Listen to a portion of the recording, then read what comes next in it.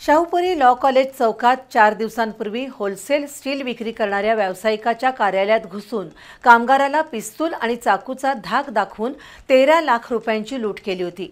या गुन्ह्यातील 4 संशयितांना शाहूपुरी पोलिसांनी आज अटक केली आहे।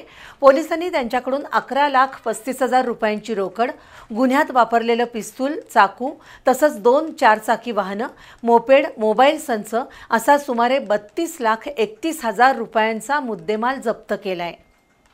नागाळा पार्क परिसरात राहणारे स्टील व्यावसायिक ललित बन्सल यांचं शाहूपुरी लॉ कॉलेज चौकात कार्यालय आहे। या कार्यालयात लक्ष्मण काणेकर काम करतात। गेल्या शनिवारी दुपारी 2 वाजण्याच्या सुमारास हातात पिस्तूल आणि चाकू घेऊन आलेल्या दोघांनी लक्ष्मण काणेकर यांना पिस्तूल आणि चाकूचा धाक दाखवून बन्सल यांच्या कार्यालयातील 13,29,000ची रक्कम लुटली होती।